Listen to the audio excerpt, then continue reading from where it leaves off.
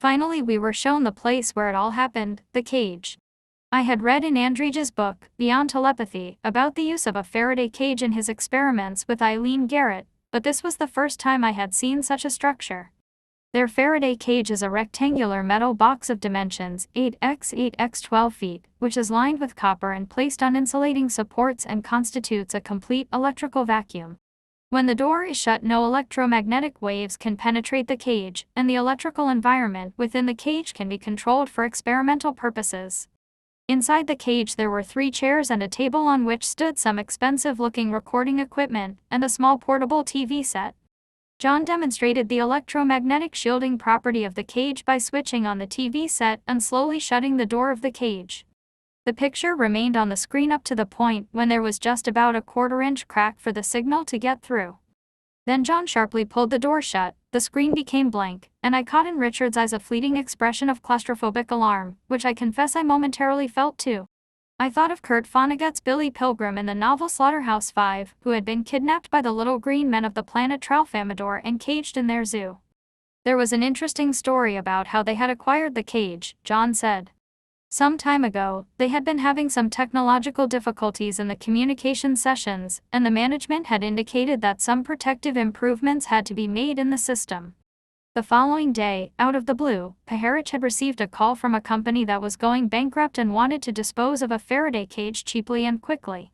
They had bought it and instantly found that their channeling problems were solved and the communications came through much more easily when they held their sessions inside the cage. This was one of many synchronistic events, Jung's term for events that are meaningfully but non-causally connected, John said, which regularly happened in connection with their work, and which for them constituted further evidence of the objective reality of the management.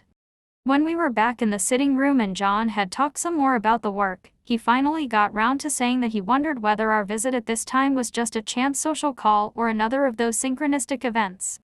Perhaps the management had their eye on me, he said with a laugh. Perhaps they were behind this seemingly casual visit, perhaps they wanted to use me in some way.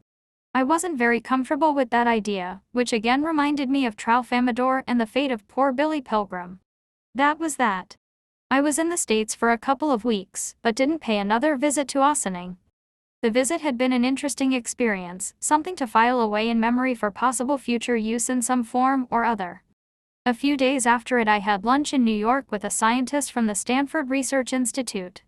I knew he was familiar with the Ossining setup, and I asked him what he thought of it. It's either the most bizarre and crazy thing happening on this planet, or it's the most important, he said. He was one of the fence-sitters John had mentioned. To me, bizarre seemed just about the right word. That was just over a year ago from the time of this writing.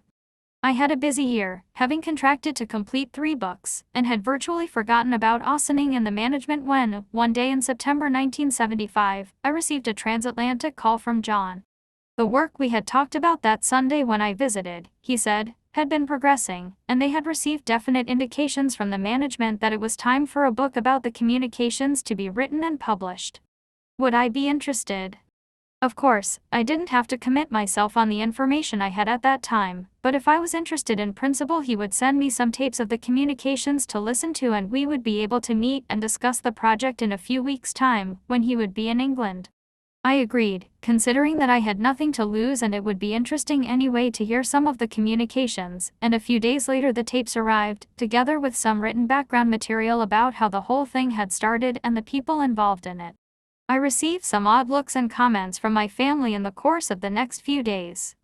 On several occasions my wife or one of the children came into my study while I was listening, and on hearing the queer sounds emanating from my hi-fi quite forgot the purpose of the call.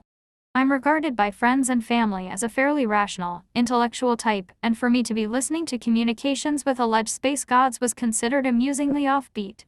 They soon became used to it, though, as I became used to the initial strangeness of the tapes.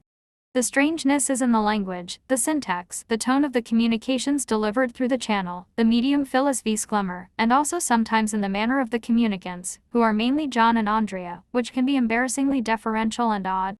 I felt sometimes that I was eavesdropping on a very private ritual, and skeptical questions kept occurring to me.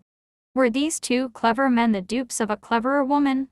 It was a strange inconsistency that in many of the communications there was an excess of that's and offs and a number of circumlocutions which sounded like a deliberate attempt to avoid literacy, whereas in others the language was incisive, uncluttered and sometimes even quite eloquent and aphoristic. Also, when John or Andrea asked a difficult question, the voice often said, "We will consult," and there followed a long pause during which the spokesman for the extraterrestrials was supposed to be telepathically communicating with his peers, but which could be a pause to give Phyllis an opportunity to think up an answer. As Thomas Aquinas said, though not in so many words, it is unphilosophical, unscientific and ultimately unintelligent to invoke a supernatural explanation of a phenomenon before you have eliminated every natural explanation. When confronted with the weird and wonderful, a man's first reaction tends to be to try and rationalize it, and that's what I was doing all the time I was listening to those first tapes. I eventually became quite satisfied that the minimal hypothesis, that of a deliberate fraud or hoax, could be ruled out. I had some biographical material on Phyllis, and a tape of her talking about herself and her life, and I was satisfied not only that she could not possibly possess all the knowledge that she channeled but also that she could have nothing to gain by deception, particularly as the sessions often severely depleted her physical and psychic energies. So my first hours of exposure to the communications convinced me that they were genuinely paranormal and of great interest. But the second minimal hypothesis was not so easily dismissed as the first. The second would be that they were normally paranormal, that is to say, attributable to telepathy or the emergence of a secondary personality in the medium's trance state. There are many precedents in the annals of psychical research of mysterious communications of considerable length and showing great ingenuity and powers of invention, which have come through mediums in trance. There is the Patience Worth case, recorded by Dr. Walter Franklin Prince, in which a St. Louis housewife with an 8th grade education produced over a period of 5 years 1.5 million words by automatic writing, including long novels and poems and a wealth of aphoristic wit and wisdom, all in highly literate and colloquial 17th century English.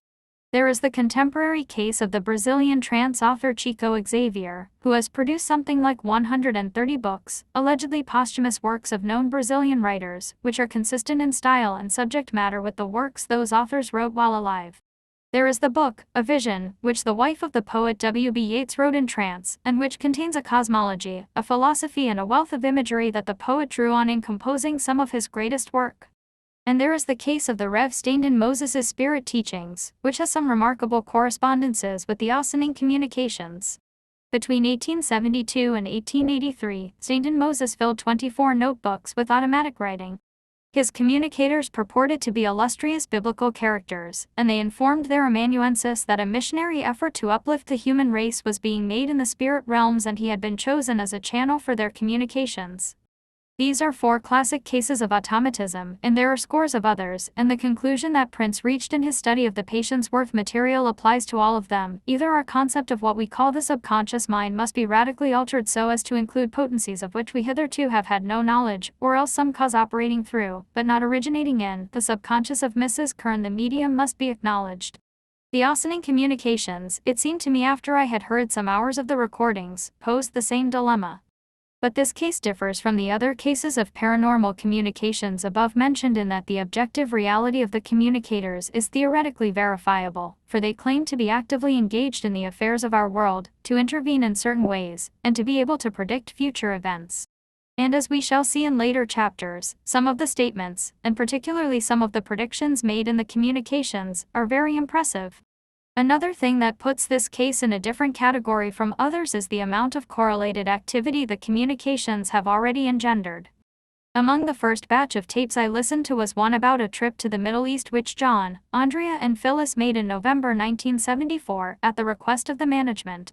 The purpose of the trip was nothing less than to help avert an imminent crisis in the Middle East by influencing the Russian leaders in Moscow by meditation, and the instructions of the management were that the 3 should make a crescent-shaped tour, keeping within 1,500 miles of Moscow, and should engage in meditation periodically in order to transmit the required psychic energy.